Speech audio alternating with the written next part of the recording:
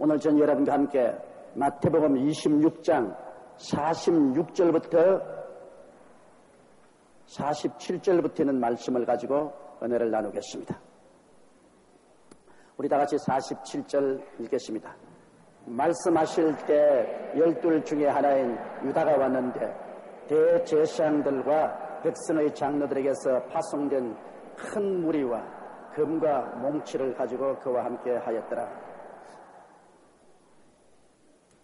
여러분, 이 세상에서 가장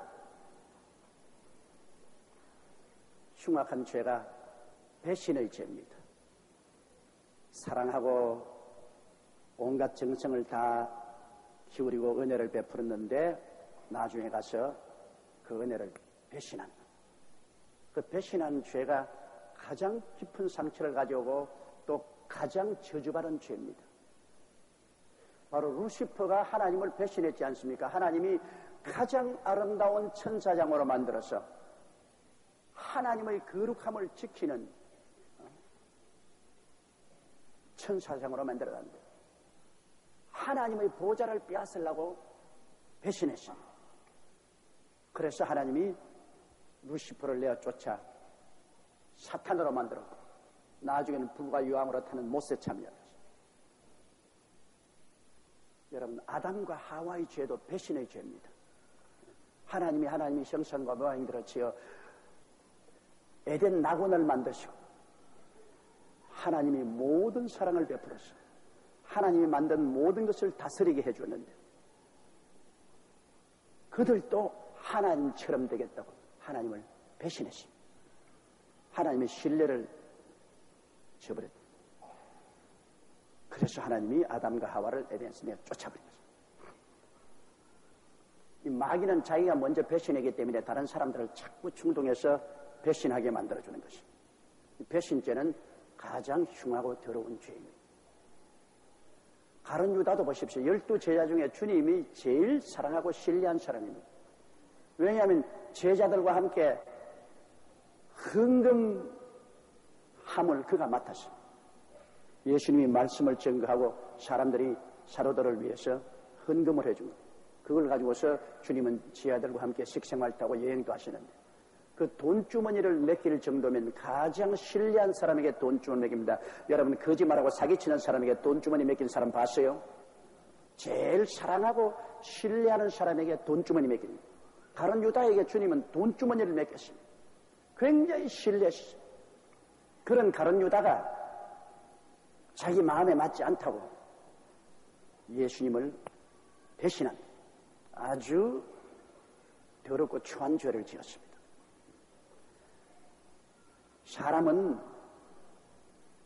자기를 인정한 자를 위해서 목숨과 운명을 같이 해야 됩니다. 자기 개인의 사사로운 이익을 위해서 배신하는 이 더러운 죄는 짓지 말아야 돼요. 우주에서 가장 더러운 죄가 배신죄입니다. 시자를 죽인 로마의 브루투스도 시자가 그렇게 사랑해서 그를 키워주고 그리고 자기 양아들까지 만들어준 그러한 사람입니다. 그 시자를 브루투스가 칼로서 그 심장을 찌를 때 시자가 브루투스 너가 그리고 그 칼을 받아 죽었습니다만 배신한 것입니다. 저도 이 목회를 한 41년 동안 해오면서 다른 것은 그렇게 가슴이 아프지 않은데 배신을 당할 때 가슴이 제일 아픕니다. 가장 사랑을 베푸고 정성을 베풀고 도와주었는데 나중에 돌아서서 가슴에 칼을 박는 주의 종들 중에도 그렇게 배신한 사람도 있고 교회 중직 중에도 그렇게 배신한 사람이 있어요. 그게 제일 마음에 아픕니다. 왜냐하면 사랑을 베풀지 않았으면 그건 배신해도 그렇게 상처 입지 않습니다. 사랑을 가장 많이 베푼 사람이 배신할 때 굉장히 가슴이 아픕니다. 그런데 대개 우리가 인생을 살아보면 안 도와준 자는 배신하지 않습니다. 내가 많이 도와주고 사랑한 사람이 배신합니다. 그게 가장 가슴입니다. 안 도와준 자 배신하지 않은데 도와준 자는 배신합니다. 그러므로 여러분 생애 개인 체험도 그런 체험이 많을 것입니다. 많은 정성을 기울이고 도와주고 협조해 주었는데 나중에 돌아서서 무는 그런 배신자. 그거는 아주 나쁩니다. 아주 나쁩니다. 예수님이 가슴이 아픈 것은 12제자 중에 주님이 가장 신뢰하고 사랑을 많이 베풀어준 그 가룟 유다가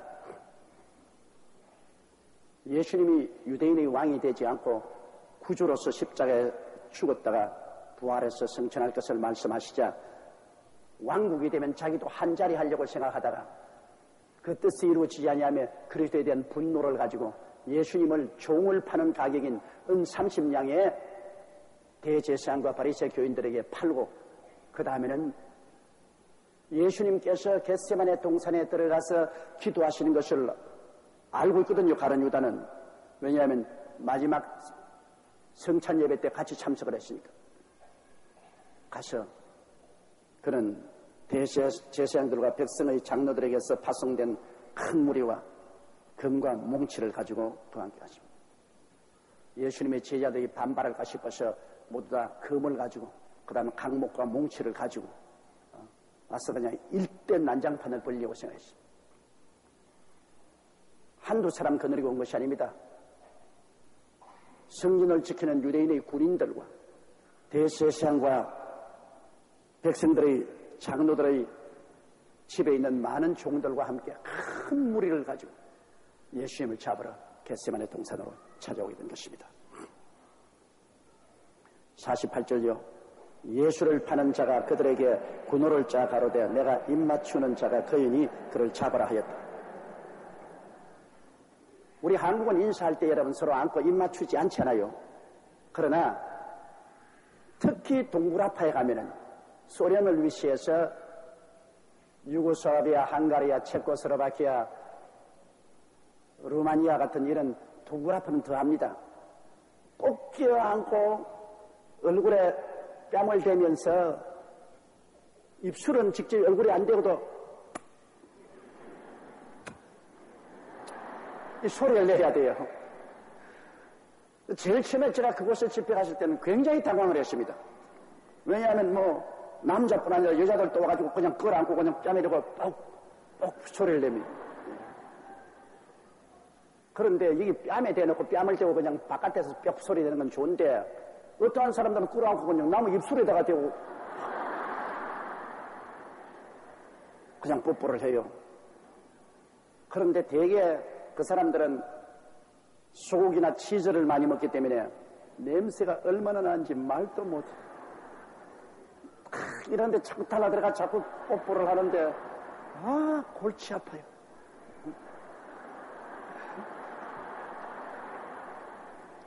우리 한국에 그렇게 했으면 외국 사람들은 기절초풍을 할 겁니다. 우리는 모르는데 한국 사람은 김치를 먹기 때문에 마늘 냄새가 그냥 아주 진동하거든요. 이 사람들은 마늘 냄새라면 몸서리 칩니다. 그러니 한국 사람이만 외국 사람 온 사람마다 끌어안고 뽀뽀를 했으면 그들 다 기절했을 것입니다. 그러므로 그들의 습관상 그들은 오면 다 끌어안고 뽀뽀를 하는데 그것은 애정의 표시입니다. 사랑하고 인사하는 애정의 표시인데 이 좋은 의미의 사랑과 애정 표시의 키스를 가룟 유다는 배반의 수단으로 사용하는 것입니다. 내가 가서 끌어안고 입을 맞추는 그가 예수니까 그를 잡아라. 아주 고약하지 않습니까? 밤 어두운데 누가 누군지 모르니까 횃불을 켜고 오니까 누가 예수인지 잘 모르잖아요. 가룟 유다는 죄자니까 아니까 내가 가서 예수님을 끌어안고 입을 맞추고 들라고 그가 예수인 줄 알고 잡아라. 그렇게 미리 군호를 짰습니다. 49절요. 곧 예수께서 나와 랍비여 안녕하십니까 하고 입을 맞추니 그래서 가룟 유다가 와서 예수님을 끌어안고 주님이라고 하지 않고 이제 랍비라고 했습니다. 랍비라는 것은 그냥 선생을 말하는 거죠. 여태까지 주님이여 하던 그가 예수님을 끌어안고 랍비여 안녕하십니까 하고 입을 맞췄습니다. 예수님이 이제 주님으로 자기가 숨길 수도 없지요. 양심에 갇히게 되니까 이 하나의 선생으로 예수님을 그렇게 배반한 것입니다. 그러나 여러분이 꼭 알아야 될 것은 지금 눈에 보이는 것은 가룟 유다가 그렇게 하고 있지만은 그러나 가룟 유다가 성찬 때 예수님이 나와 함께 한 조각 떡을 찍어 먹는 그 사람이 나를 팔리려고 할 때 그때도 회개하지 않고 함께 떡을 먹을 때 사탄이 그 속에 들어갔다고 말했습니다. 그러므로 지금 예수님을 이제는 파는 것은 그 가룟 유다의 눈을 통해서 마귀가 보고 마귀가 듣고 마귀가 말하는 것입니다. 지금 그 가룟 유다가 지금 한다고 생각하면 안 됩니다. 가룟 유다 속에 마귀가 가룟 유다를 통해서 지금 역사하고 있는 것입니다. 가룟 유다가 마귀가 들어오도록 그 몸을 열어주었습니다.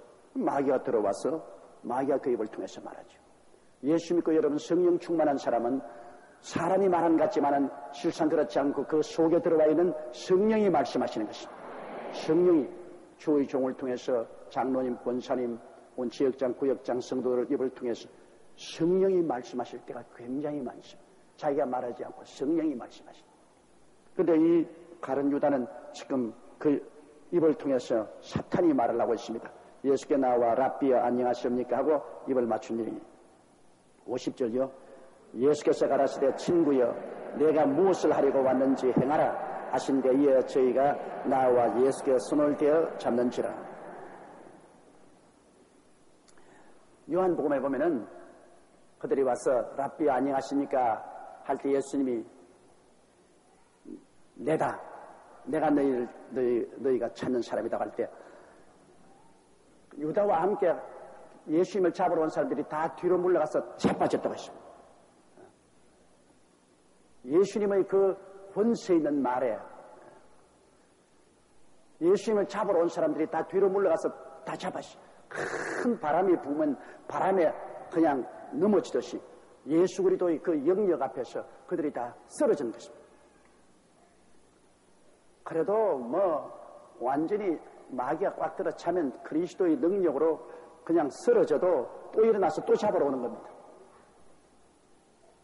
그 마음이 완악해지면 아무래도 변화를 받지 않은 것입니다.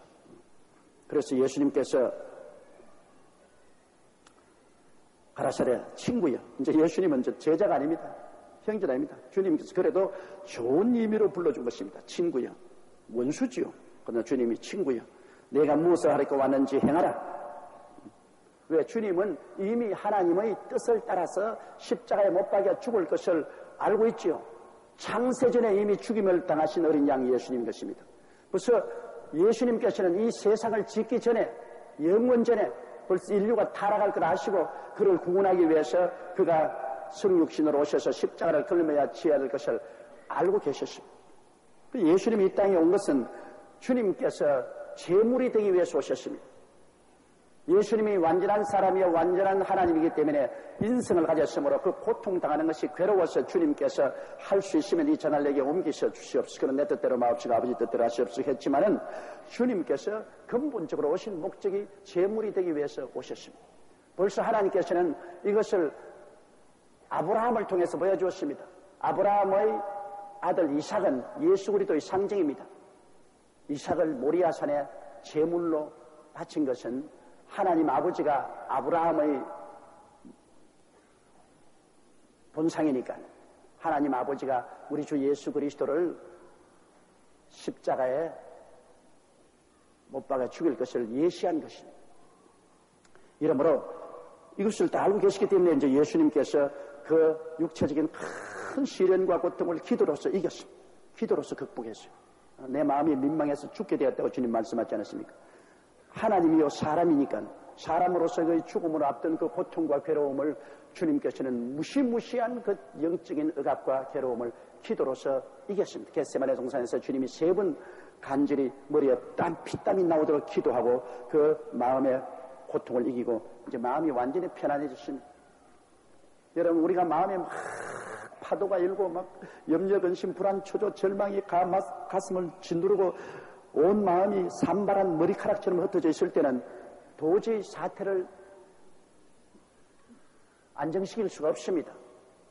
그러나 우리가 맹렬히 주님께 기도하면 마귀의 모든 억압이 떠나가고 하나님의 성령이 들어오면 마음에 평안이 다가오게 되는 것입니다. 그러면 안심한 안정한 마음으로 사태를 바라볼 수 있습니다. 기도가 우리의 삶 속에 그렇게 중요합니다. 어려운 문제가 생겼을 때 마음의 감정의 큰 동요를 가지고 해결하려고 하지 말고 하나님께 기도해서 평상심을 가지고 마음의 큰 평안을 가지고 사태를 해결해야 되는데 예수님은 이미 마음에 완전한 평안을 얻었습니다. 이젠 주님이 담담하게 십자가를 걸머지고 죽을 각오가 되었기 때문에 이 가룟 유다를 보고서 예수님이 내가 무엇을 하려고 왔는지 행하라. 그렇게 주님이 허락하심에 저희가 나와 예수께 손을 떼어 잡았습니다. 예수님이 허락하지 않으면 그 사람들이 절대로 예수님께 손 못 떼요. 어디 감히 손댄다 하니까 예수님께서 말씀하기를 내가 지금 명하여 12영이나 되는 하나님의 천사를 불러서 구원하도록 하지 못하겠냐 했습니다. 12영이라면 오늘날 숫자로 치면 약 8만 명 가까이 됩니다. 여러분 하나님의 천사 8만 명이 내려온다면 누가 감히 예수님께 손을 떼겠습니까? 만약 예수님이 원하셨으면 아버지여 지금 12영 되는 천사를 보내소서 하면 즉시로 8만 명의 천군이 내려옵니다. 누가 손대요? 엘리사가 도단성에 갇혔을 때도 아람 군대가 첩첩에 둘러쌌으나 하늘에 불말과 불병거가 엘리사와 아람 군대 중간에 쫙 진을 치니까 아람 군대가 어떻게 엘리사에게 손을 댔습니까? 엘리사가 하나님이여 저들 눈을 어둡게 하소서 하니까 저들이 눈 뜨고도 엘리사인 줄 몰랐습니다. 하나님의 군대가 와서 진치면 육신의 사람이 어떻게 합니까 여러분? 육의 군대가 영의 군대 앞에 대적이 될 줄 압니까? 어림도 없죠. 예수님은 그러므로 원하셨으면 십자가를 면할 수도 있고 12영에 대한 더 많은 하늘나라 천사를 불러서 구출할 수 있지만은 그렇게 하면 우리 인류들은 다 구원을 못 받지 않아요. 우리 대신해서 누가 죄를 갚아줘야 되는데 그렇기 때문에 예수님은 그 특권을 다 포기한 겁니다. 능히 안 죽을 수도 있고 주님이 평안을 도모할 수 있습니다. 변호산상에서 주님 그대로 그냥 하늘로 올라갈 수도 있는 문제입니다. 또 헬라인이 예수님을 청했을 때 예수님 유대를 떠나서 헬라로 가버릴 수도 있는 문제입니다. 또 예수님이 12영 되는 천사를 불러서 그 예수님을 잡아온 사람을 그대로 다 멸하고 주님이 안전할 수 있었습니다. 이런 모든 것에도 불구하고 예수님이 십자가에 올라가신 자원에서 올라간 것입니다. 마지못해 잡혀서 끌려간 것이 아니라 예수님이 자원하셔서 우리를 위해서 희생 제물이 되어 올라가셨으니 그러므로 우리가 너무너무나 감사한 것입니다. 그 모든 고통을 번연히 알면서도 주님은 우리 살리기 위해서 당신의 살 수 있는 길을 다 포기하고 주께서 십자가를 걸어버린 것입니다. 피란 시절에 아주 삶이 어려울 때 애들은 많고 한데 엄마가 하루 종일 일해서 와서 겨우 몇 푼 벌어서 옥무리밥을 해놓고 애들에게 자꾸 먹으라고 합니다. 애들은 뭣도 모르고 그냥 자꾸 퍼먹고 나중에 엄마 밥까지 빼앗아 먹습니다. 엄마가 밥을 선뜻 내주니까 엄마는 배가 불러서 밥 내주냐 하지만은 엄마는 배를 굶으면서도 자원해서 자식들 먹이려고 자기 먹는 밥을 애들에게 내준 것입니다. 그걸 애들이 나중에 알아줘야 돼요. 그런데 애들이 과연 그것을 나중에 장성해서 알아주느냐 그게 문제인 것입니다. 부모는 사랑으로 자기를 희생해서 자기의 특권을 누리지 않고 자식들에게 다 내죠. 근데 훗날에 자식이 그것을 알아주면 그 마음의 보상을 느낍니다. 그렇게 키워놓은 자식들이 나중에 부모를 배반하고 거역하면 그때 받는 상처는 어느 누구보다 깊은 상처를 받습니다. 우리 주 예수께서 우리 위해서 당신이 누릴 수 있는 특권을 다 버리고 자원해서 목숨을 바쳐서 우리 위해서 희생 제물이 되어 주셨는데 이 예수님을 우리가 배반한다면 그 예수님의 가슴의 상처가 얼마나 깊습니까? 그건 어마어마하게 깊은 것입니다. 이 예수님이 우리 위해서 그렇게 해준 것을 우리가 이해하고 인정하고 믿고 감사하고 찬미하면 예수님이 영광을 받습니다. 야, 내 보람이 있다. 내가 몸짓고 피를 흘리며 고생한 보람이 어마어마하게 있다. 예수님이 너무너무나 기뻐하는 것입니다. 여러분이 예수 그리스도의 고난을 감사하면 그리스도가 얼마나 기뻐한지 모릅니다. 내 고생한 것이 보람이 있다. 저들이 다 알아준다. 기뻐합니다. 그러나 그리스도의 이 고난을 무시하고 그리스도를 오히려 배반하고 그리스도의 사랑의 손길을 탁 펼쳐버립니다. 이러한 사람들이 마지막 심판 때 하나님께 받을 심판을 한번 생각해 보십시오. 그리스도의 사랑을 배반한 사람은 마지막 하나님 심판할 때 하나님이 일고의 동정도 베풀지 않습니다. 눈꼽만한 동정도 안 베풀어요. 하나님은 어마어마한 진노로서 하나님 보좌에서 나와서 해산하는 여인이 임산했을 때 몸이 아파서 막 부르짖는 것처럼 하나님이 몸부림을 치면서 부르짖으면서 죄인들을 발로서 밟을 것처럼 했습니다. 그 이사야서 하나님 그렇게 말했어요. 하나님 보좌에 나와서 심판할 때 해산한 여인이 아파서 몸부림치듯이 하나님 나와서 막 몸부림을 치면서 죄인을 짓밟을 것이다. 그러니 여러분 하나님의 그 심판을 받는다는 것이 그게 쉬울 줄 알아요? 너무나 몸서리치고 무서운 일입니다. 그 아들 예수님을 그렇게 희생제물로 바쳤건만은 그를 짓밟는 대적하는 자들에게 주님이 그런 심판을 베푸시는 것입니다. 우리 인생들은 별 도리 없이 이것이냐 저것이냐의 선택에 달렸습니다. 예수를 믿고 하나님의 무한한 사랑을 받을 것이냐, 예수님을 배반하고 어마어마한 하나님의 심판을 받고 나중에 불과 유황으로 타는 못에 던짐을 받아서 세세토록 쉬지 않고 몸부림을 칠 것인가. 둘 중에 하나입니다. 사람으로 태어난 것이 반드시 좋은 거 아닙니다, 여러분. 예수 안 믿을 바에야 짐승으로 태어난 게 훨씬 좋아요. 차라리 짐승으로 태어나서 살다가 도살장에 가서 잡혀서 죽어 사람들이 밥이 되는 것이 오히려 나아요. 왜? 짐승은 영혼이 없기 때문에. 식물과 한 가지입니다. 죽으면 없어져요. 죽는 그 순간에 없어져요. 그러나 사람은 죽음이 없기 때문에 고통스러운 것입니다. 인간은 죽음이 없어요. 인간은 하나님의 형상과 모양대로 지음받고 하나님은 영이십니다. 우리도 영입니다. 영이 육체 속에 살고 있습니다. 육체의 장막집이 무너져도 영은 그대로 있습니다. 성경에 보십시오. 나사로가 죽어서 올라갔을 때 낙원에 올라가서 아브라함의 품에 들어갔다고 했습니다. 아브라함은 분명히 육체로 살았어요. 이 땅에서 분명히 육체로 살은 그 아브라함이 나사로가 죽어서 올라가 보니까 낙원에 있어요. 낙원에. 세상에 있던 그 아브라함이 역시 낙원의 그 아브라함이요. 세상에 있던 나사로도 바로 그 나사로가 천당에 올라갔어요. 육신이란 것은 옷과 같습니다, 여러분. 여러분 가을 옷 이제 벗고 얼마 있으면 겨울 옷 갈아입을 때 왔지 않습니까? 옷 갈아입었다고 사람 달라집니까? 옷 갈아입었다고 사람 달라지잖아요. 옷 그냥 벗어버리고 그 사람은 그 사람입니다. 육신의 장막집이라는 옷입니다, 여러분. 이 옷 갈아입었다고 해서 그 사람 달라질 줄 알아요? 젊을 때는 젊은 육신의 옷을 입고 있었고 나이 먹을 때는 주글주글한 낡아진 옷을 입고 있고 그 다음 그 옷은 벗어버려요. 여러분, 우리 사람들이 말할 때 이 팔이 내라고 합니까? 내 팔이죠. 내 다리도 내가 아닙니다. 그건 내 다리지요.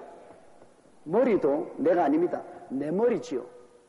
몸도 그 자체가 내가 아닙니다. 내 몸이지요. 그럼 나는 누굽니까? 나는 누굽니까? 내 머리도 가지고 있고 팔도 가지고 있고 다리도 가지고 있고 몸도 가지고 있고 나는 누굽니까? 그 내가 바로 영혼인 것입니다. 영원한 영혼. 그래서 팔이 없었다고 해서 내가 없어지는 건 아니지 않습니까? 내 팔이 없어졌지. 다리가 없어진다고 해서 내가 없어진 거 아닙니까? 내 다리가 없어졌지. 나는 그대로 있거든.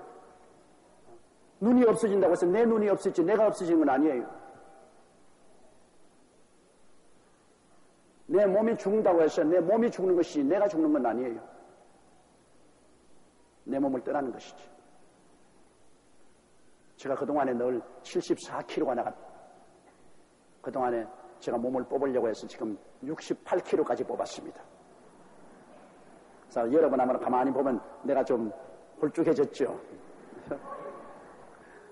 그렇다고 해서 내가 아닙니까? 내가 74kg 나갈 때도 그저 내 옷이 좀 부풀어졌지. 그러나 69kg로 낮아지면 옷이 좀 헐렁하게 됐지. 그 이외에 다른 거 없습니다. 우리가 육신의 장막집은 뚱뚱해도 좋고 빼빼해도 좋고 그 속에 들어있는 사람이 문제인 것입니다. 그 속에 들어있는 사람이 큰 집에 살든 적은 집에 살든 집 자체가 문제가 아닙니다. 집은 무너집니다. 그러나 그 주인은 떠나가야 됩니다. 그 주인이 영원한 천국으로 가든지 영원한 지옥으로 가든지 둘 중에 한 곳을 택하는 것이지 중립은 없어요. 사람은. 그러므로 사람은 존귀하나 깨닫지 못하는 멸망하는 짐승보다 더 못합니다. 짐승은 죽으면 없어지지만 사람은 죽어서 지옥 가기 때문인 것입니다. 그러므로 예수님께서 잡히신 것은 무슨 힘이 없고 능력이 없어 잡힌 것이 아닙니다. 예수님이 스스로를 내놓은 것입니다. 그래서 그들이 예수님을 잡을 수 있었습니다. 51절요. 예수와 함께 있던 자 중에 하나가 손을 펴 금을 빼어 대제사장의 종을 쳐 귀를 떨어뜨리니, 여기는 이름이 안 나왔습니다만 다른 성경에 보면 그 이름이 나왔습니다. 베드로라고 나와 있습니다. 베드로같이 성격이 급한 사람이 가만히 있을 때가 있어요. 달라들어서 예수를 잡는데 대제사장의 종 말고가 더 가까이 와서 예수님을 먼저 잡은 것입니다. 그러니 베드로가 금을 뽑아가지고서 치는데 내가 보기에는 칼 잘 쓸 줄 모르는 것 같아요. 치려면 머리를 쪼개버려야지 왜 귀를 잘라버립니까? 아주 칼 쓸 줄 몰라요. 베드로가 고기나 잡고 그물이나 던질 줄 알았지 칼을 쓸 줄 아나요? 만일 예수님의 제자중 베드로가 칼을 정말 쓸 줄 알고 훈련했더라면 뭐가 말고 뭐 반을 쪼갰죠. 머리부터 발까지 쫙 쪼개버렸죠. 근데 얼마나 서툴게 하고 쳤던지 그냥 말고가 이렇게 하니까 귀만 탁 잘라버렸어요. 말고의 귀를 잘랐어요. 그래도 내가 볼 때는 속이 시원합니다. 왜냐하면 12 제자 중에 그 한 사람은 예수님을 배반했는데요. 그래도 수장인 베드로가 칼을 쓸 줄 몰라도 말고의 귀라도 다 잘랐으니까 그래도 그 충성심이 있지 않습니까?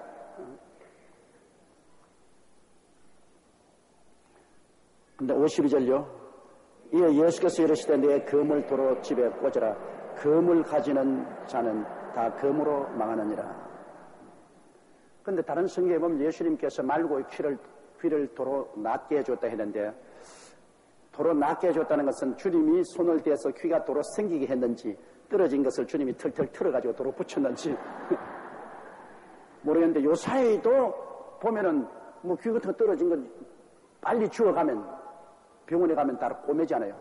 손가락도 잘라진 것 빨리 가지고 가면 꼬매지 않아요. 그러므로 요 사이도 귀 같은 거 손가락 같은 거 떨어진 것도 사람의 이술로도 갖다 붙입니다.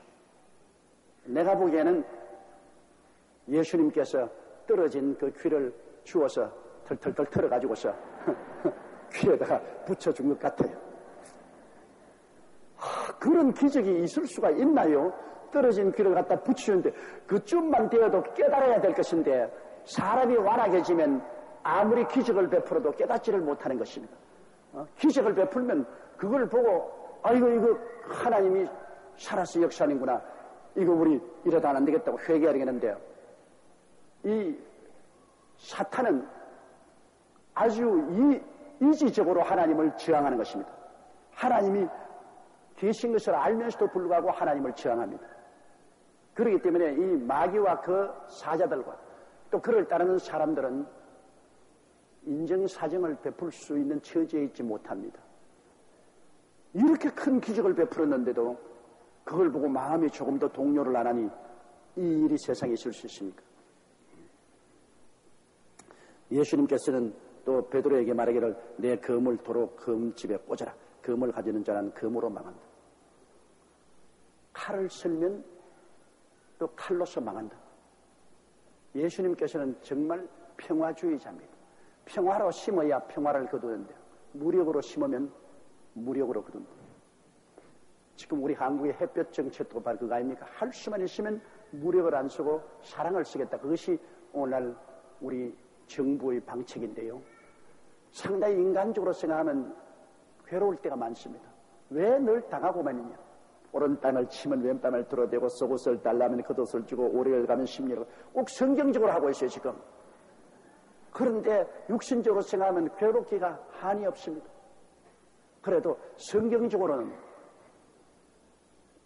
칼로서 문제를 해결하면 또 더 강한 자가 칼을 들고 와요. 평화로서 문제를 해결하면 그 다음 모든 문제가 또 평화로 해결되게 돼요. 이러므로 성경적으로 보면은 우리가 지금 하고 있는 햇볕 정책이 올바른 정책입니다. 오른뺨을 치면 왼뺨을 돌려대고,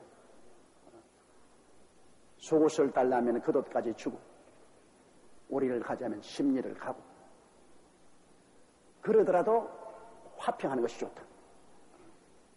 눈은 눈으로, 주먹은 주먹으로 대하면 그때는 속이 시원하지만은, 그러나 그것이 계속해서 불씨를 남기는 것입니다.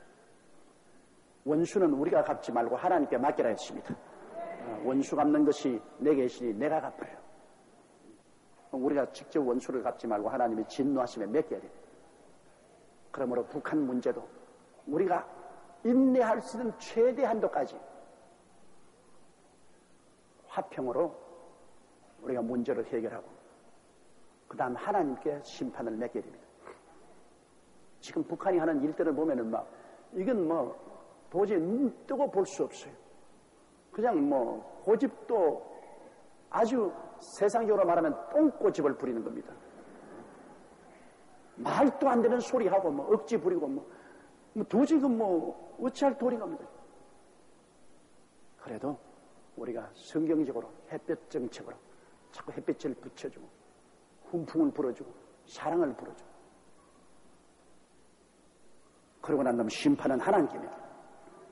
하나님이 알아서 우주를 통치하시는 분이기 때문에 하나님께서 때가 오면은 이제 그만 하시는 것입니다. 우리 믿는 사람들은 하나님을 바라보고 모든 것을 하나님께 맡겨야지. 우리가 직접 해서 안 돼. 베드로가 칼을 뽑아가지고서 말고 귀를 내리 베었는데 주님께서는 그렇게 해서 문제가 해결되는 것이 아니라는 것입니다.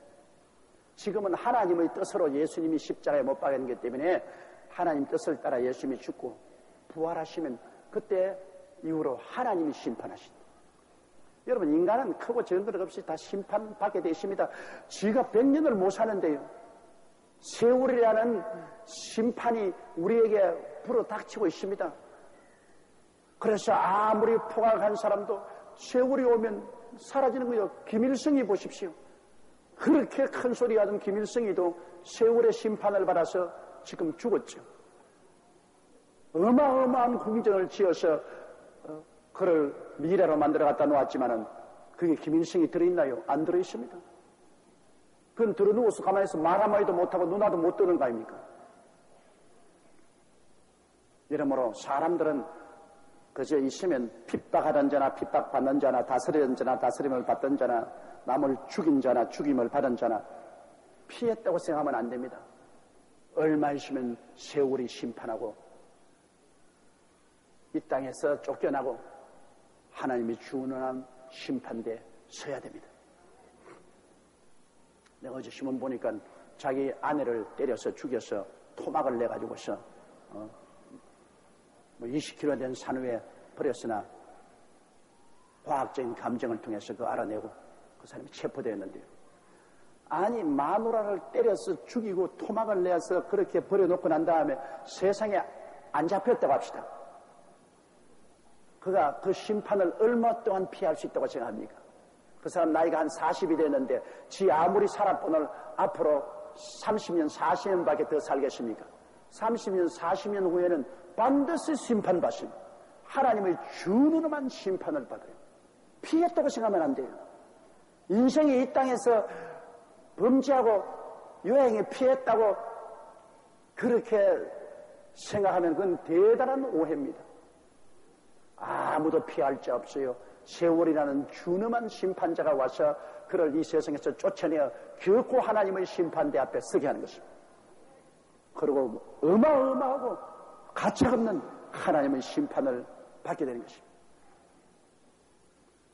하나님의 정의는 이 세상에서 당장 이루어지지 않는다고 해서 하나님의 정의가 이루어지는 게 아닙니다. 하나님은 오래 참으사 한 사람이라도 회개할 기회를 주시는 것입니다. 하나님이 오래 참으사 회개할 기회를 주기 위해서 참고 참으시는 것이죠. 하나님의 심판이 시작되면 그때는 여러분 인정사정 보지 않습니다. 하나님의 정의의 칼은 무섭게 와서 자갤 것입니다. 이러기 때문에 하나님이 당장 지금 심판하지 않는다고 해서 사람이 하나님을 마늘이 여기면 안 됩니다. 하나님은 그렇게 무시당하는 하나님이 아니신 것입니다. 53절요. 너는 내가 내 아버지께 구하여 지금 12영 더 되는 천사를 보내게 하실 수 없는 줄로 아느냐. 베드로야, 내가 너 칼을 의지할 사람이냐? 네가 칼을 휘둘러 가지고서 나를 건지겠다고 하는데 내가 너 칼을 의지하고 있을 사람이겠냐? 내가 원한다면 지금 아버지께 구하면 지금이라도 아버지는 내게 12영 8만 명 되는 천사를 보낸다. 아버지가 내 죽고 사는 것은 내게 맡겨놔. 내가 결정하도록 해놔. 내가 지금 자원해서 아버지의 뜻을 받들어서 십자가에 올라가는 것이지, 내가 지금 원치 않냐면 아버지는 내 편에 서지 다른 편에 안 선다. 내가 지금 아버지요, 나 이거 도저히 못 견디겠습니다. 나 하늘나라 올라가야 되겠습니다. 주님이여, 날 도와주소서. 8만 명이 되는 천사를 보내겠다. 8만 명 천사면 어마어마한 숫자입니다. 그럴 정도로 하나님은 예수 그리스도를 뜨겁게 사랑하고 계신 것입니다. 하나님이 예수님을 십자가에 못 박으면서 하나님이 안 울으실 줄 압니까? 하나님 보좌에 앉아서 하나님은 통곡을 하고 울으실 것입니다. 그 아들을 아끼지 않고 주시고 난 다음 그 아들이 받는 고통을 하나님은 함께 받으면서 하나님이 보좌에서 눈물을 흘리실 것입니다. 그처럼 하나님은 예수님을 사랑하고 또 우리를 사랑하기 때문에 그런 마음의 고통을 당하면서도 예수님을 보내셔서 우리를 대속하게 해주시니 우리 하나님 아버지와 예수님께 세세뭉토록 영광을 돌리고 살아야 되는 것입니다. 우리는 하나님 아버지와 예수 그리스도에게 세세뭉토록 영광과 찬양과 존귀를 돌리면서 살아야 됩니다. 54절요. 내가 만일 그렇게 하면 이런 일이 있으리라 한 성경이 어떻게 이루어지리요 하시더라. 내가 만일 하나님께 구해서 천사들이 와서 나 십자가에 죽지 않도록 면해버린다면 이제 가장 문제가 성경이 하나님 말씀인데 하나님 말씀이 거부되면 어떻게 됩니까? 이사야서 53장에 제가 찔리면 우리 허물을 인하며 제가 상하면 우리 죄악을 인하며 제가 징계를 받으면 우리가 평화를 누리고 제가 채찍에 맞으면 우리가 나음을 입었다. 우리는 다 그러한 양같이 엇길로 갔거늘 야훼께서 우리 무리의 죄악을 저에게 담당시겠다고 했는데 이 성경 말씀이 안 이루어지면 어떻게 되겠습니까? 하나님께서 예수님 오시기 600여 일 전에 이미 예언 다 해놓았는데 주님이 십자가에 죽어서 우리 대속 제물이 될 것을 예언다 하는데 이 성경이 부정되면 어떻게 했습니까? 그럼 하나님이 부정하는 것이죠. 말씀은 하나님이십니다. 하나님이 말씀하신 그 말씀이 안 이루어진다면 하나님 스스로가 거짓말쟁이가 되죠. 하나님이 거짓말하고 우주를 어떻게 다스리시겠습니까? 이러므로 예수님께서 그가 자유로 선택할 수 있겠지만은 예수님은 절대로 아버지 뜻을 선택하지 자기 뜻을 선택하지 않습니다. 예수님은 하나님 아들이십니다. 살든지 죽든지 흥하든지 망하든지 성하든지 쇠하든지 아버지 뜻만 바르지 아버지 뜻 이외에 자기 뜻을 따를 뿐이 아닙니다. 그러므로 베드로에게 주님이 설득을 시키는 것입니다. 아버지가 내가 제물이 될 것을 성경에 벌써 예언을 해놓았는데 이것이 이루어지지 않으면 아버지가 어떻게 되느냐. 그러므로 내가 얼마나 고통을 당하고 죽더라도 나는 아버지 뜻을 이루어야 된다. 그러므로 그 칼을 가지고 서툴게 날 건지려고 이렇게 하지 말라는 것입니다. 베드로는 욱하는 심정에 그렇게 했지만은 베드로가 진실로 하나님의 뜻을 알았었으면 그렇게 안 했죠.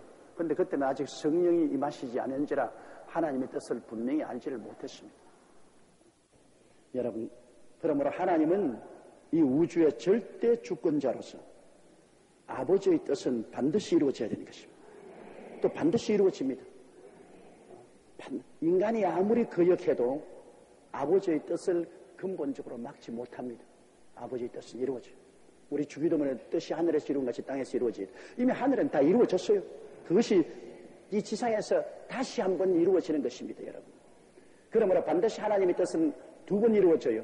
하늘에서 이미 다 이루어진 것이 이 지상에서 다시 이루어진 것입니다. 여러분 구원하는 것은 수천 년 전에 이미 하늘에서 다 하나님 명부에 다 여러분 올려 있어요. 생명책에 넌 다 구원받았다.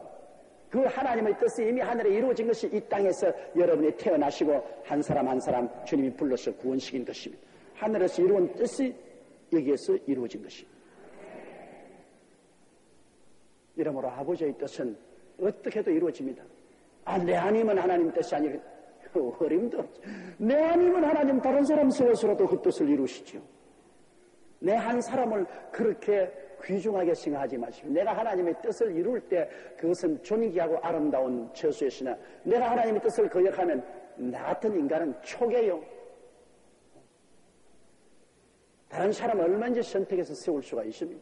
이 돌들로도 아브라함의 자손이 되게 하신 하나님이 사람이 그렇게 중요한 줄 압니까?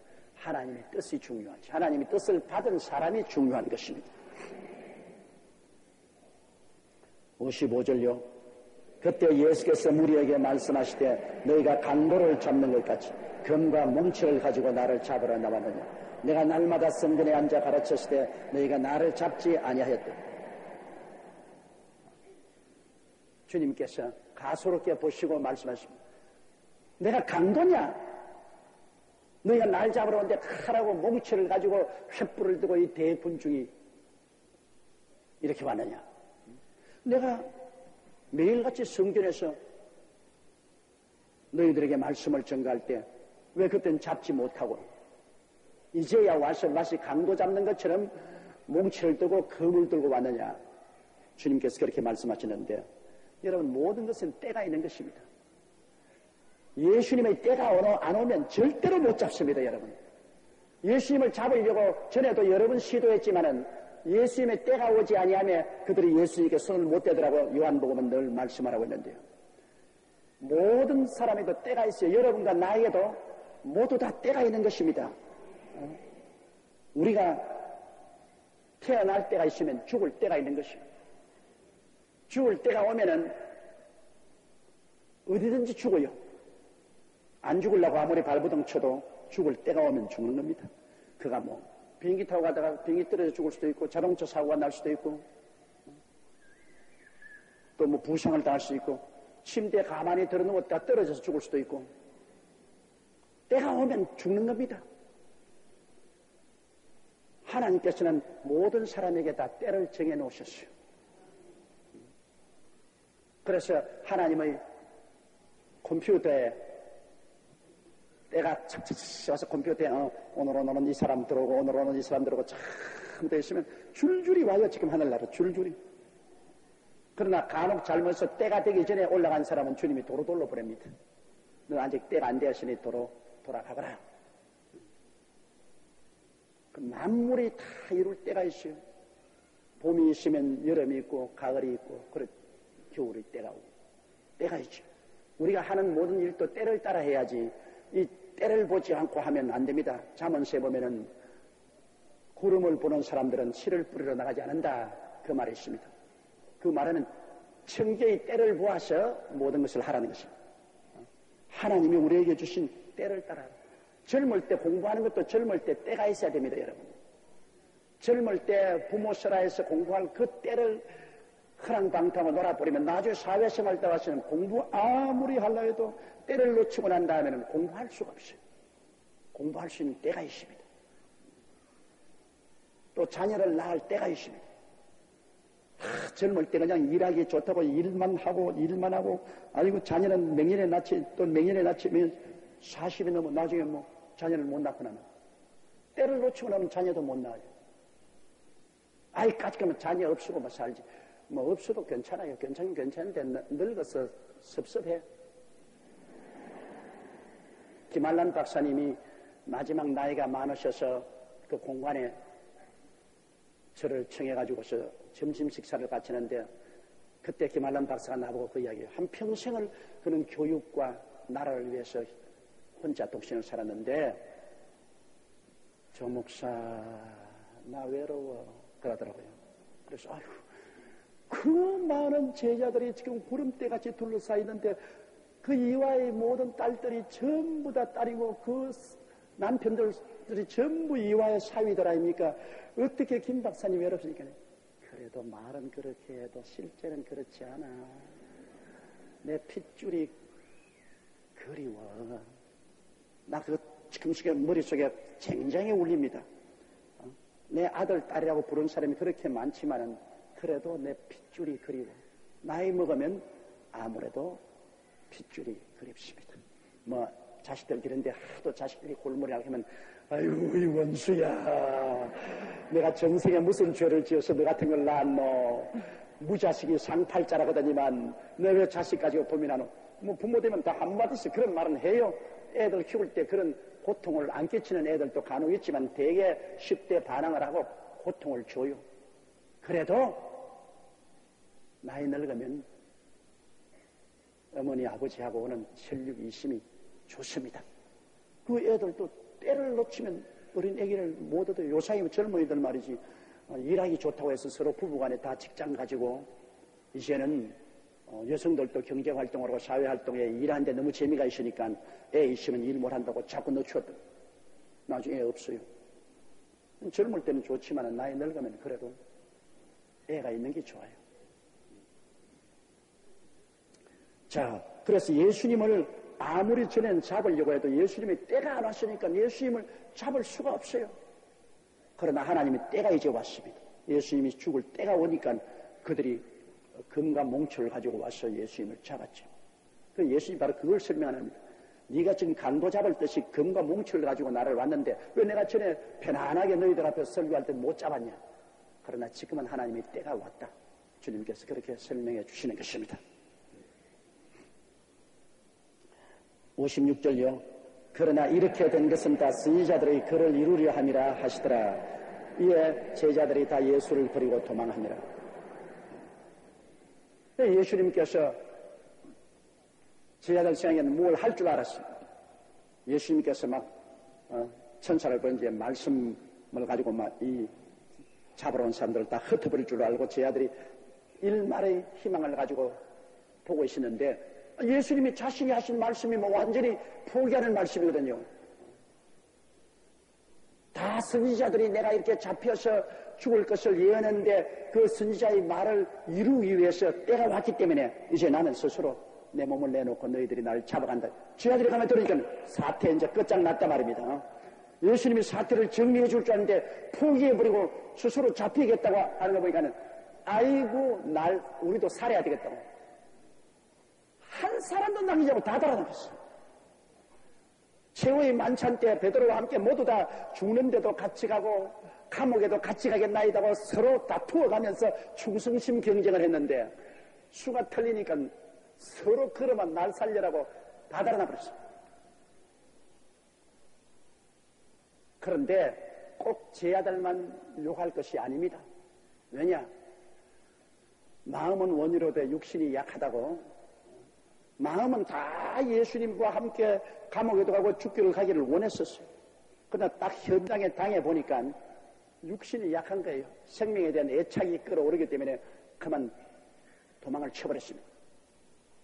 그것은 만일 제자들이 예수님과 함께 겟세마네 기도에서 깨어서 3시간 동안 기도했더라면, 그래서 그들 마음의 안정을 얻고 탁 성령에 점령했더라면 같이 죽으러 나갈 수 있죠. 오순절 이후에 여러분 예수님의 12사도가 다 순교당했지 않습니까? 그 사람들 예수님 버리고 달아났던 사람들입니다. 그러나 성령 받고 난 다음 기도의 용사를 되고 하나님과 함께 기도하고 깊은 하나님의 은총을 체험한 이 사람들은 그 다음에는 한 사람도 달아나지 않고 다 죽었습니다. 다 그들은 창에 찔려 죽고 십자가에 매달려 죽고 목 베어서 죽고, 하나님의 예수님의 사도들은 다 순교를 당했어도 예수님을 배반하지 않았습니다. 한때 예수님을 다 버린 그 사람들이 나중엔 예수님이 다 죽었어요. 그건 뭐냐? 그들이 성령을 받고 그 다음에는 기도함으로 말미암아 그 심령이 믿음이 강해져서 육신의 연약함을 극복할 수 있었기 때문인 것입니다. 육신의 유혹은 똑같이 있어요. 살고 싶어하는 육신의 유혹이 없을 테겠어요. 그러나 그 육신의 유혹을 극복할 만한 영적인 힘을 얻었기 때문에 이길 수 있는 것입니다. 우리 신앙 강아지입니다. 여러분 예수 믿는다고 해서 세상에 유혹 안 당하나요? 예수 믿는 사람도 세상에 나면 유혹 다 당해요.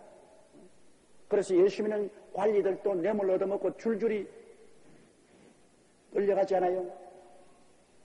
이번에 라스포사 그 옷 문제도 보십시오. 옷에 걸린 분들이 다 집사요 권사님이다.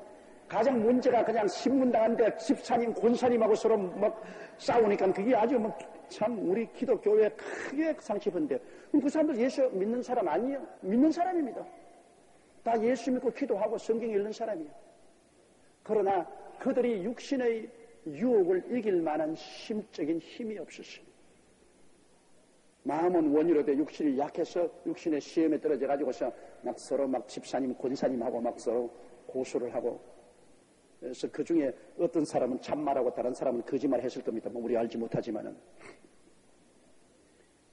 이러므로 우리가 늘 모이기를 패하지 아니하고 뭐 구역 예배도 모이고 주일날 수요일날 또 모여가지고 우리가 말씀을 듣고 기도하는 것은 우리 속 사람이 하나님의 말씀을 먹고 성령으로 더욱더 힘을 얻어서 강건해지기 위해서 그렇게 하는 것입니다. 그럼 속 사람이 강해지면 우리가 그 사람을 더 우리가 세상에 살 동안에 유혹이 다가와도 그를 극복할 수가 있습니다. 아, 나는 절대 유혹 안 당한다면 나는 까딱 그런 거짓말은 이 세상에 없습니다. 아, 유혹 안 당했다고 어떤 교단에서는 뭐 천년성을 만들어서 뭐 안 하는데 천년성 속에 들어가서도 서로 물고 찢고 싸워요. 인간이 사는 곳에는 유혹을 안 당하는 처소는 아무도 없습니다. 육신의 정욕, 안목의 정욕, 이성의 자랑은 평생토록 따라다니는 겁니다. 그거를 이길 수 있는 것은 속 사람이 강해져서 그를 이기게 되는 것이지요. 속 사람이 약하면은 유혹에 끌려가서 자꾸 넘어지고 자꾸 상처받고 늘 주님께 가슴을 치고 울고 부르짖게 되는 것입니다. 이래서 하늘나라에 올라갈 때 정상으로 올라가지 않고 상처투성이가 돼가 온데 붕대가 안고 온데 내가 쩔뚝다리가 이래가 그래. 천당을 하늘나라에 가서 뭐 주님 앞에 무슨 상급이 있겠습니까? 우리가 이 땅에서 주를 믿고 속 사람이 강건해서 우리의 주위에 있는 유혹을 이기고 그를 극복하고 우리가 정의롭고 거룩하게 살면 살수록 상급이 많아지는 것입니다. 제자들이 예수님을 다 버리고 도망친 것은 제자들이 약해서 그런 것입니다. 그러나 이들이 나중에 강해져서는 끝까지 버리지 아니하고 예수 그리스도의 이름 때문에 순교하는 것을 두려워하지 않고 자기들의 신앙을 피로써 도장을 친 사람들인 것입니다. 그러므로 이 장면만 보고 제자들이 나쁘다고 해서는 안 됩니다. 57절요. 예수를 잡은 자들이 끌고 대제사장 가야바에게로 가니 거기서 서기관과 장로들이 모여있더라. 그 대제사장은 그 당시 이스라엘 종교적인 최고 지도자인 것입니다. 그런데 예수님을 먼저 끌고 가야바에 가서 거기서 서기관과 장로들이 모여서 예수님을 신문했습니다. 그런데 58절에요. 베드로가 멀찍이 예수를 쫓아 대제사장의 집 뜰에까지 가서 그 결국을 보려고 안에 들어가 하숙들과 함께 앉았더라. 그래도 역시 베드로는 베드로입니다. 말고의 귀를 금으로 자르고 난 다음 그 다음에는 도망칠 때는 모든 죄와 함께 다 도망을 쳤다가 그 다음에 또 마음의 가책과 고통을 당해서 멀찌감치 예수님이 심판받는 안나스와 가야바의 뜰까지 찾아간 것입니다. 그리고 거기에 예수님이 신문을 당하고 있는데 하숙들이 추우니까 불을 피워놓고 이렇게 손을 쬐는데 예수님께서 고난당하는 그 앞에서 베드로도 함께 불을 쬐는 것입니다. 나는 그 점에 있어서 베드로를 상당히 존경합니다. 왜냐하면 그 예수님을 배반하고 도망을 쳤다가 그래도 예수님에 대한 사랑과 그 충성을 잊을 수가 없어서 안나스와 가야바의 뜰까지 찾아왔을 때 얼마나 벌벌 떨며 찾아왔겠습니까? 벌벌 떨면서 찾아왔어요. 그 사람이 뭐 근본적으로 막 용기가 있고 힘이 있어 그런 게 아닙니다. 그래도 예수님에 대한 사랑과 충성의 미련이 있어서 그 미련을 버리지 못하고 벌벌 떨면서 왔다가 그만 예수님을 3번이나 부인하게 된 것입니다. 그 부인했다고 베드로를 욕해서 안 됩니다. 다른 사람은 아예 오지도 안 했어요. 오지도. 아예 그냥 컵을 쥐어먹고 주님 빠이빠이 그곳에 그냥 도망을 쳐버리는데 그래도 그는 예수님 심판받는 자리에까지 따라와 섰다가 도저히 공포감을 이기지 못해가지고서 예수님을 3번이나 부인했습니다. 베드로가 3번 부인했다고 베드로를 비하해서 말하는데 비하해서 말할 것 아닙니다.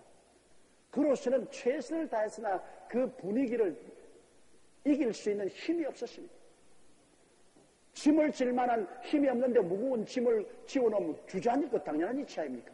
아직 성령 받기 전 베드로가 도저히 그 시련과 정신적인 압박을 이길 만한 힘이 없었어요. 그래 무너지는 소리입니다. 예수님을 3번 배반한 것은 배반하고 싶어 배반한 것이 아니라 무너진 겁니다. 가룟 유다는 아예 그냥 마음에 작정하고 근본적으로 예수님을 팔아먹었지만은 베드로는 입으로 부인하면서도 속으로는 사랑하고 있었어요. 입으로는 예수님을 2번 부인하고 3번은 맹세하고 저주하여 가로되 나는 그를 도무지 모른다고. 그거는 입에 발린 소리지 살라고 입에 발린 소리지만 나 속은 그렇지 않았어요. 속은 그래도 예수님에 대한 사랑은 그대로 있었어요. 이게 베드로의 모습을 보면 우리의 모습을 거기에서 볼 수 있습니다. 우리도 베드로와 한 가지. 우리가 주님을 배반하는 행동을 하고 죄를 지었다고 해서 예수님을 배반하고 미워해서 그런 것이 아닙니다. 속으로는 예수님 사랑하지만은 환경의 유혹에 이기지 못해가지고서 무너진 것입니다. 그런 사람은 곧장 회개하고 돌아옵니다. 눈물을 흘리고 천부에 입서서 눈물을 철철 흘리고 돌아옵니다. 그 베드로는 나가서 땅을 치고 통곡하고 울었지 않습니까? 가룟 유다는 그렇지 않았어요. 가룟 유다는 통곡하고 회개하지 않았어요. 나중에 실상이 좋지 않으니까 목매어 죽어버리고 말았죠. 그 목매어 죽은 것은 자기 자신에 대한 환멸로서 목매어 죽었지 회개하는 마음 가지고 돌아온 것은 아닙니다. 마음이 원래 예수를 믿고 착한 사람은 환경이 나빠서 자꾸 넘어지더라도 그거는 끝까지 회개하고 돌아옵니다. 끝까지 가슴을 치고 돌아오는 것입니다. 그러므로 베드로가 예수님을 그 세게 배반했지만은 그러나 안나스와 가야바의 뜰까지 따라가서 예수님이 최후를 보려고 한 그 마음만은 크게 칭찬해 줘야 되는 것입니다. 그 삼엄한 경계를 뚫고 그 무시무시한 곳에 잡히면 같이 죽을 수 있는데도 불구하고 마지막 그리스도에 대한 사랑과 충성의 미련을 잊지 못해서 산발 사발 떨면서 그는 들어가서 섰다가 세상량으로 말하면 재수 없게 걸려가지고서 할 수 없이 예수님을 3번이나 부인하고 참 정신적인 영적인 치명타를 그가 얻은 것입니다. 59절에요. 대제사장들과 온 공회가 예수를 죽이려고 그를 칠 거짓 증거를 찾으며 그 대제사장과 온 공회는 바로 이스라엘의 종교 국회인데 산헤드린 공회라고 합니다. 종교를 인을 대표한 뭐 대제사장이나 바리새 교인이나 그러면 장로회나 이런 데서 대표를 와서 종교 국회를 이룬 것이 공회입니다. 그런데 공회는 이스라엘 법에서 밤에 공회를 소집하지 못해요. 공회는 해가 뜨고 난 다음에 공회를 소집하는데 여기 보니까 공식 공회는 아직 소집 못하고 그러나 밤에 이미 다 불러 모아는 것은 틀림없습니다. 그러니까 가야바의 뜰에서 신문을 당하고 또 안나스에게 신문을 당하고 그 다음엔 또 헤로데게 빌라도에게 보내니까 빌라도가 또 헤로데게 보내고 헤로데게서 심판을 받고 또 빌라도 돌아오고 뭐 예수님께서 그냥 끌려다니십니다. 이건 그리스도께서 지칠 대로 지쳤죠. 왜냐하면 저녁 식사하시고 난 다음 그때부터 아침 식사도 들지 않고 계속해서 얻어맞고 고통을 주님 당하신 것입니다. 대제사장과 온 공회가 예수를 죽이려고 그를 칠 거짓 증거를 찾으며 왜냐하면 예수 그리스도를 이제 죽이려고 하는 것은 그가 하나님을 저주했다, 뭐 우상을 섬겼다 이런 증거가 있어야 되는 것입니다. 그러면 종교재판을 통해서 죽여요. 2사람 이상의 증거가 있으면 죽여요. 그런데 이제 로마 식민지로 된 유대민족들은 아무리 공회에서 증거를 내세워도 사람을 죽일 권한은 로마 정부에 있습니다. 그러므로 예수 그리스도를 죽일 증거를 이미 죽이겠다고 심판을 내려놓고 결정 내놓고 증거만 찾는 겁니다. 그 증거가 있으면 빌라도에게 가서 당당히 요청해서 예수님을 사형에 처하려고 하는데 예수님이 하나님을 저주한 적도 없고 하나님을 배반한 적도 없고 우상을 섬기는 적도 없고 예수님을 잡을 증거가 있어야 말을 하죠. 그래서 온갖 이제 거짓 증거를 그들이 다 구하는 것입니다. 그러나 60절요. 거짓 증인이 많이 나왔으나 얻지 못하더니 후에 두 사람이 와서 이 세상에 여러분 사람은 거짓말 참 많이 합니다. 제가 이 교회 내에서도 오늘 아침에도 우리 이 안전위원회나 우리 교회에서 다 조사를 해서 내게 올린 한 사건이 있습니다. 그런데 투스가 들어와서 어마어마한 투스가 들어와서 그 실제 조사를 했는데 한 90%는 거짓말입니다. 그 중에 한 10%는 참말입니다. 그런데 제게 참소가 굉장히 많이 들어오는데 너무너무 거짓말을 많이 올리는 것입니다. 또 내 개인에 대한 참소도 어마어마하게 돌아다니는 걸 내가 듣고 있어요. 왜냐하면 내가 교회 돈을 마음대로 쓴다고. 몇십억씩 가지고서 내가 교회 돈을 마음대로 쓴다고 하는데 여러분 제도와 조직이 그렇게 안 돼 있습니다. 우리 교회라는 것은 헌금 들어오면 헌금 다 모아서 우리 우리 경리국장이 반드시 은행에 넣고 그 다음에 돈 쓸 때는 재정위원 장로님들이 참 다 도장 다 찍고 그 도장 찍고 돈 쓴 것을 우리 감사위원회에서 한 달에 한 번씩 그 장부 전부 감사 다 합니다. 우리 감사위원장 얘기 안 돼 계시지만 그게 어디에 누가 돈을 부정으로 써요? 내가 만약 그런 무시무시한 제도와 조직이 있는 돈을 내가 썼다고 하면 재정위원회, 감사위원회 다 들통이 나고 얼마 전에 교회 사표 내고 나가야 됩니다. 나는 월급쟁이요. 교회 돈을 내가 어떻게 마음대로 써요?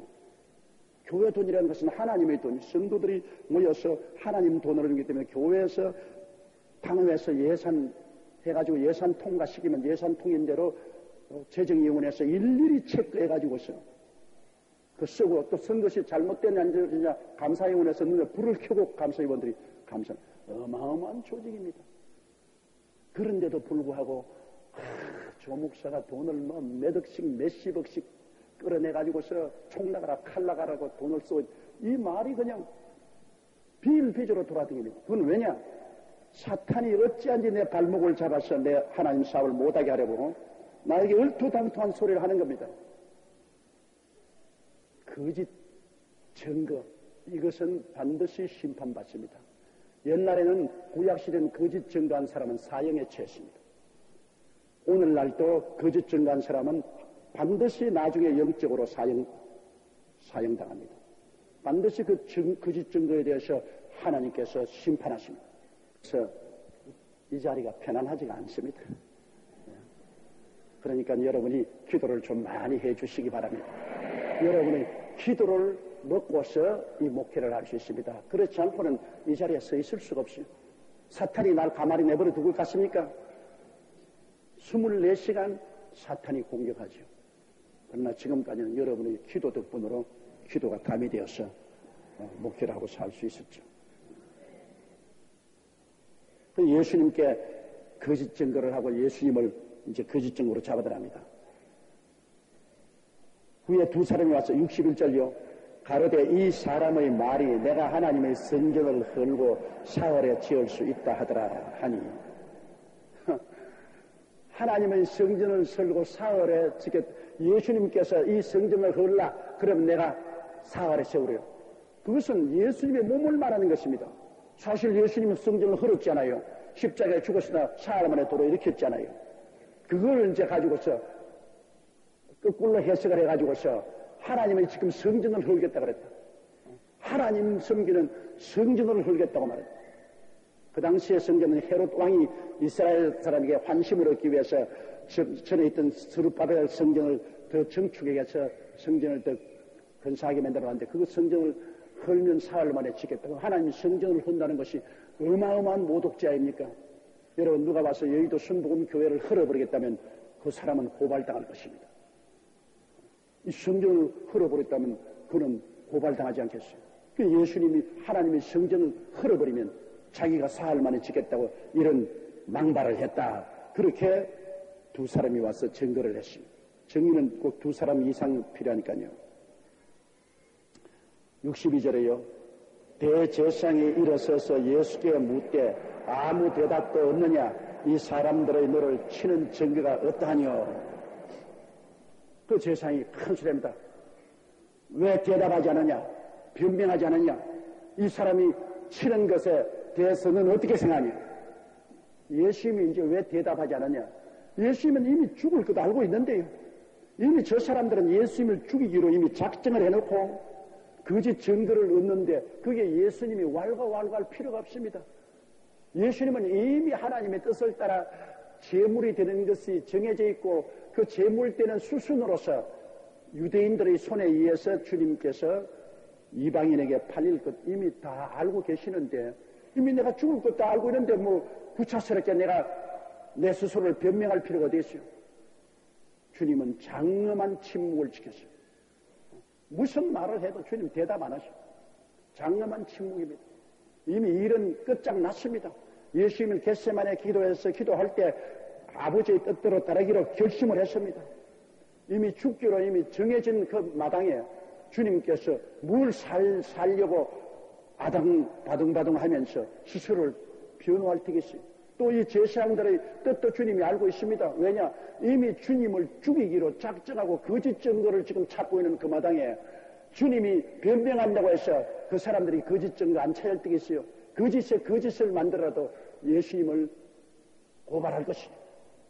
다 분명한 사실인 예수님이 더 이상 변명할 건 뭐가 있어요? 뻔연한 사실인데. 63절요.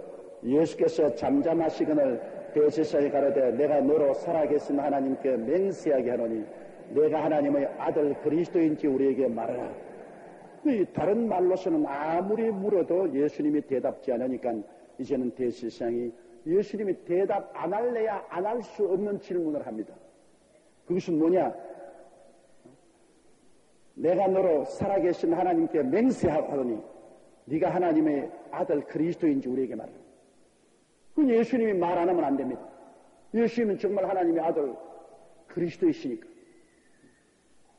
그런데 예수님이 자기를 하나님의 아들 그리스도로 하면 이제 이것을 결정적으로 예수님을 이단 사슬로 잡아서 죽이려고 하는 것 뻔연한 일입니다. 그러나 예수님 자신의 문제에 관해 실체의 문제에 관해서 물을 때는 예수님이 자기가 누군 것을 말하지 않을 수 없어요. 예수님이 그 자리에 있으면 나는 하나님의 아들 그리스도가 아니다. 그렇게 말할 수 있어요. 여기엔 또 주님이 잠잠할 수도 없습니다. 왜? 예수님의 실체를 묻고 달라드는데 예수 그리스도께서 하나님의 아들 우리의 그리스도인 것을 그 질문에 대해서 당당하게 대답하지 아니할 수 없습니다. 예수님은 실제로 하나님의 아들 그리스도이시니까요. 그러므로 대제사장이 그것을 노리고 다른 것으로 아무리 쳤어도 증거가 안 나옵니다. 거짓말로 자꾸 후려 때려도 죽일 만한 증거가 안 나오니까 이제 마지막 예수님이 하나님의 아들이라고 자처했다 하면 그건 이단 사슬로 잡아가지고서 죽이려고 실체를 물고 달라드는 거죠. 네가 정말 하나님의 아들 그리스도 하나님 이름으로 맹세하고 대답하라. 64절요.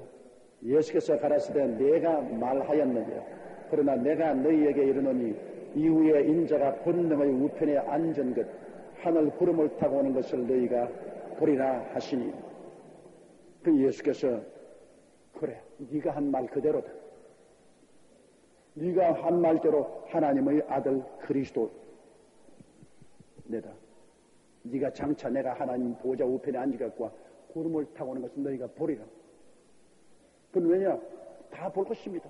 이 사람들 죽어가지고서 음부에 내려가서 볼 때 예수님이 하나님 보좌 우편에 앉은 걸 볼 것입니다. 왜냐? 부자가 음부에 내려갔을 때 보니 나사로가 아브라함의 품에 안긴 것을 보았습니다. 대제사장도 죽고 바리새 교인, 사두개 교인, 교법사, 장로들 다 죽지 않아요. 음부에 내려가서 불꽃 가운데서 보니까 하나님의 아들 예수 그리스도가 아버지 보좌 우편에 앉은 것을 다 보게 된 거예요. 얼마 있으면 보게 돼. 그때 큰 소리하고 야단 법석을 해도 결국은 자기들이 죽어서 음부에 내려가면 예수님이 보좌 우편에 앉은 것 다 볼 것입니다. 15절요. 이에 대제사장이 자기 옷을 찢으며 가로되 제가 참남한 말을 하였으니 어찌 더 증인을 요구하리요. 보라 너희가 지금 이 참남한 말을 들었거든. 대제사장이 그 옷을 쫙 찢고, 옷을 찢지 말고 지 마음이나 찢지. 그래 옷을 쫙 찢고 너희들 들었지? 이렇게 모욕적인 말을 하는 것을 들었느냐? 지가 인간이면서 지가 살아계신 하나님의 아들 그리스도라고 말했으니 이런 외람되고 모욕적인 말이 어디 있는가? 너희들 다 들었지? 무슨 증인이 필요하뇨? 증인을 찾다가 못 찾으니까 이제 마지막 길로 예수님이 당당하게 자기 자신이 어떠한 분인 것을 말할 때 그것을 책 잡아서 심판합니다. 참 대제사장 안나스나 가야바 불쌍한 인생들입니다. 너무나 불쌍한 인생들이요. 감히 지음을 받은 자가 지음 받은 자를 심판하고 있는 것입니다. 피조물이 조물주를 지금 심판해요. 그게 금방을 떨고 있어요. 이 몸소리가 치는 일입니다. 66절요. 생각이 어떠하뇨? 대답하여 가로되 저는 사형에 해당하니라고. 인민재판입니다. 인민재판. 여러분 공산당들이 내려왔을 때 애국지사들을 붙들어 내놓고 인민들 앞에서 이 사람은 이러한 부르주아직 나쁜 놈이니 이 사람을 어떻게 하겠습니까? 그러면 공산 불악지 하나 가서 죽여야 됩니다. 여러분 어떻게 생각합니까? 옳소. 이게 인민재판입니다.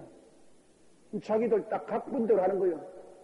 내가 고소할 테니까 너는 사형에 해당한다고 말하라. 그 너희는 옳소하라. 그럼 그 주위에 있던 독립 사람들 따라서 옳소 안 하다가는 또 언제 잡혀 들어갈지 모르니까 다 따라서 옳소합니다. 사람이란 자기 목숨을 걸고 나가는 일에는 그렇게 약합니다. 총칼을 든 앞에서 안 약할 사람 누가 있어요? 예수님을 인민재판을 하는 겁니다. 대제사장이 각본 짠 대로 예수님 죽이기로 작정하고 아무리 증거를 찾아도 거짓 증거도 못 찾아내니까 예수님이 하나님 아들인가 실체를 말하라. 실체를 말하니까 참나대. 모욕적인 말했다. 더 증인 찾을 필요 없다. 여러분 어떻게 하면 좋겠습니까? 한 사람이 사형에 해당합니다. 옳소. 인민재판이지. 그래서 67절에요. 이 예수의 얼굴에 침뱉으며 주먹으로 치고 혹은 손바닥으로 때립니다. 그자마자 그 하숙들이 나와서 예수 얼굴에 그냥 가래를 뱉고 주먹으로 치고 수염을 뽑고 손바닥으로 때리고 그 모욕을 여러분 견딜 수, 그 아픈 것은 아무것도 아니에요. 침 빼앗고 뭐 주먹으로 때리고 손바닥으로 때렸다 해서 그게 뭐 아픔이 뭐 문제겠습니까? 하나님의 아들이 자기가 만들어 놓은 피조물에게 이렇게 모욕을 당하고 곤욕을 끼치는 것은 그 배신감에 여러분 몸서리 치지 않겠습니까? 몸서리. 보통 배신이 아닙니다. 자기가 만들어둔 인간이 만든 사람을 향해서 내가 며칠 전에 보니까 어떤 분이 자기 집에서 기른 토사견 3마리가 밖에 나갔기에 그 토사견 도로 잡아 넣으려고 하니까 토사견이 그 여주인을 물고 달라들었습니다. 그래 할 수 없어 경찰을 동원해서 근처에 군총으로 세몸을 다 쏴 죽여버렸어요. 자기 집에서 길러서 돌봐준 개가 주인을 물고 달라들니 개에게 물려도 배신감을 느끼고 경찰을 불러서 총으로 쏴 죽였습니다. 그래도 토사견이라면 상당히 돈이 나가는 개입니다. 그런데도 배신한 놈은 개도 쏘아 죽여버립니다. 더구나 사람에게 피조물에게 배신을 당한 주님의 심정이 어떻겠습니까? 나 같으면 막 그 자리에서 막 당장 하늘에 벼락불을 내려가 막 바삭 크고 태워버리겠는데, 우리 주님 너무나 오래 참으셔. 그런 것들은 막 그 자리에서 하늘에서 벼락이 떨어져. 지금도 생각하기를 하나님 벼락을 너무 아낀다고 생각해요.